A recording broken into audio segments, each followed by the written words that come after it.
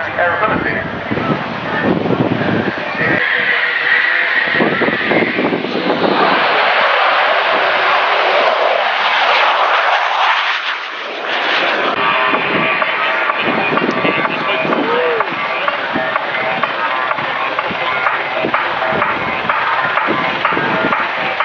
Lots of anniversaries earlier on. The one I didn't mention was the 95th anniversary of the Royal Air Force, so rather neatly as the Typhoon is taxiing back behind, we see one of the Royal Air Force Sea Kings arrive as part of these most exciting gliders as well. Very often you'll see him now featuring wingtip smoke and pyrotechnicas as well. Here is definitely one roll, so that's number one. Are we counting this, boys and girls? Come on, here's number two coming up. Will he beat six today? There's two, yes. Are we going for a third? Yes, we're going for a third. There's his third roll. Working really hard there. It's quite bumpy. Now the fourth one's coming up. We've got four. Yeah, give him a wave. He'll be upside down looking out of his cockpit. Are we going for five? Yes, look, we've got five rolls already. Fantastic stuff. Will he make it six? He did six yesterday. Will we get seven? Yes, six rolls. Six rolls. I'm sure he's got time for one more. Yes, he's beaten yesterday's record. Fantastic. Seven rolls. Will we get an eighth? No.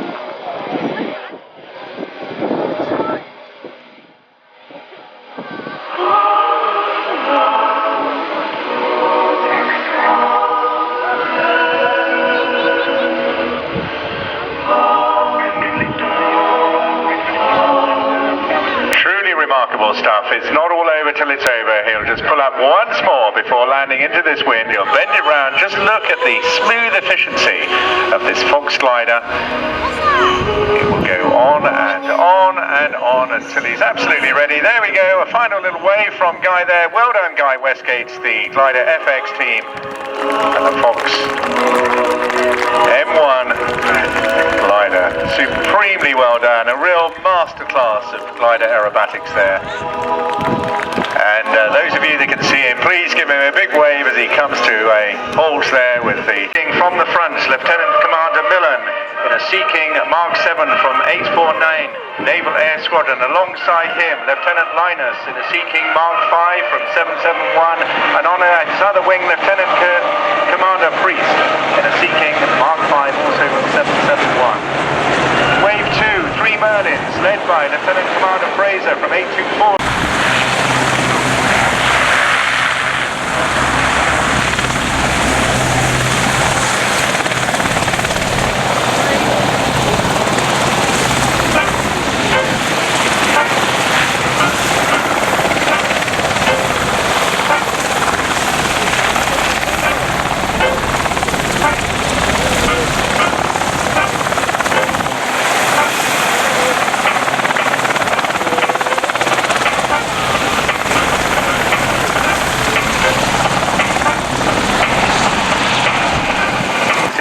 Their venerable Sea Kings and Merlin helicopters. Good competition today during the course of the day is to try and spot the difference between a Mark 1 and a Mark 2 Merlin. I can assure you it's not easy. I know the answer, but some of you enthusiasts out there may not yet have researched the detail of the Mark 2, but we'll be seeing one flying a little later on.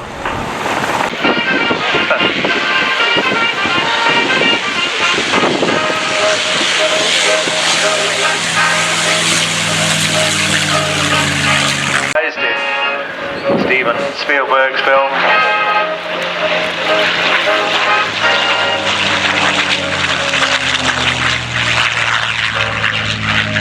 But if not, all of the pilots are former Red Arrows. They've all flown fast jets in the RAF.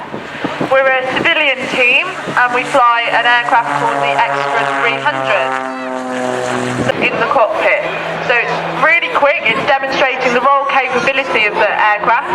These Cornwall.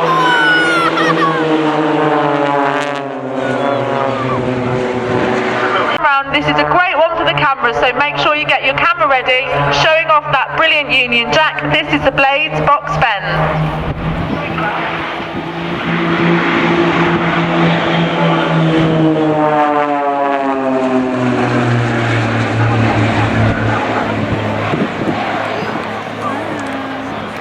Rudder as they fly at about 40-degree angles against one another. This one is called crazy flying.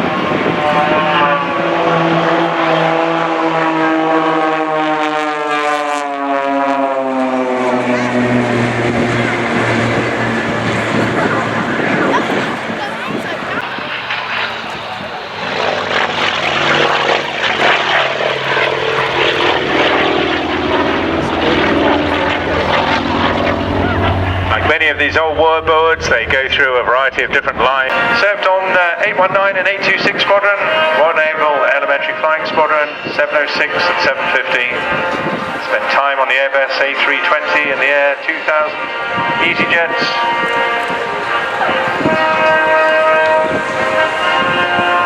Joined classic flights and also was an aerobatic instructor with Ultimate High in the Apache Solo Display Team.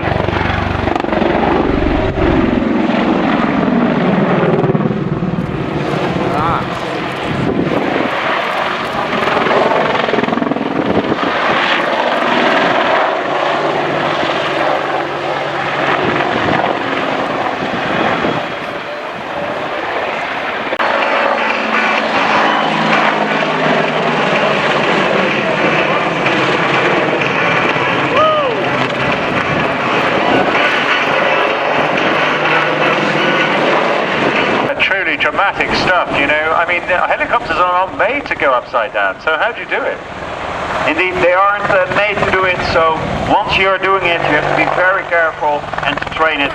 But actually, the helicopter doesn't know that it's upside down. It has a positive G-force on it continuously, so it doesn't actually know it's upside down. Okay, that's pretty good, and I really appreciate you being here. It's great to have you guys in the country, you know. I just think you enter into the spirit of it, and I hope you just continue to have a good time at Sunderland as well. Bye, you give them a wave, so whatever you've got, hats, coats, umbrellas, ice creams, yes, give them a big wave, because they're working really hard. Just so athletic, doing it just to entertain you.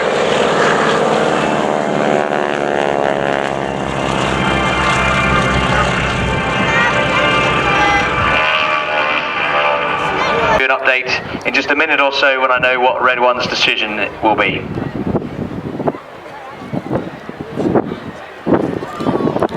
Operated a distinctive twin-boom tail arrangement into the firm's earlier jets, the Vampire and the Venom, but this was an aircraft on an altogether different scale. A sharply defined bruiser of a fleet defence fighter weighing in at 18 tons.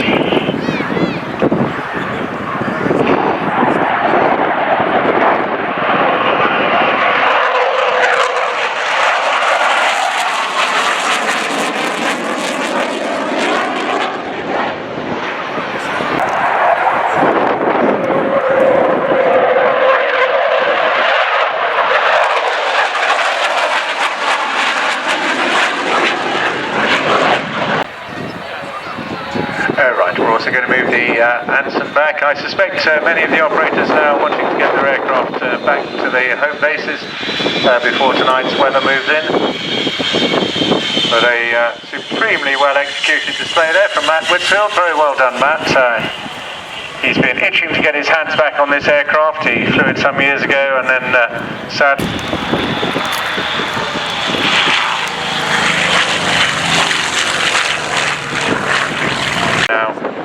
Gloucester Meteor.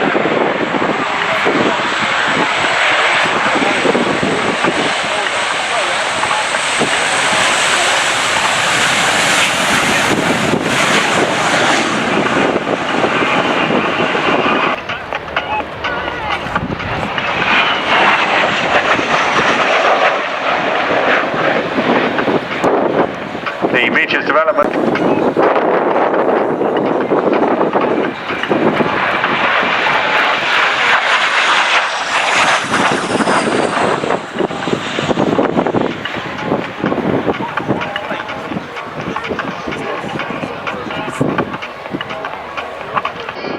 Army and now replicated in many other forces around the world. Please welcome for 2013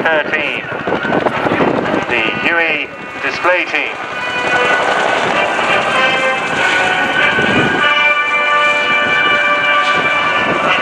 The history of this aircraft. Thank you, George, and it's a welcome to be here. This particular machine was built in 1971, was commissioned and went into service in 1972, and it served with the 129 Helicopter Assault Unit in Vietnam. This actual airframe has flown 559 combat hours, and that was over 108 missions. It's an interesting aircraft when you get close up to it, because you can see all the bullet holes along the floor and inside it, and we do actually supply the aircraft today in memory of the 129, and if you've been up to it and got close at it, you'll see 27 names on the door who are people who served in action with this unit and didn't come back.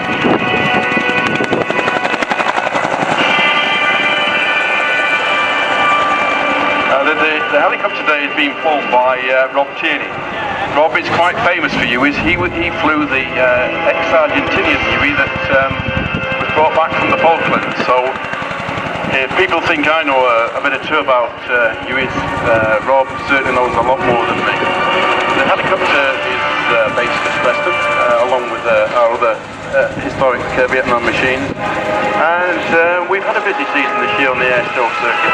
And we've got some interesting events to do so far. So, we're looking forward to the rest of the season and doing what we do best.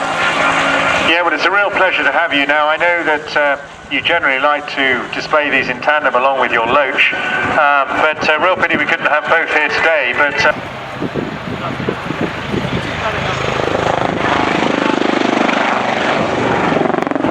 going up into a zoom climb now, he's going to push the sighting all the way forward. Dramatic 90-degree nose over there.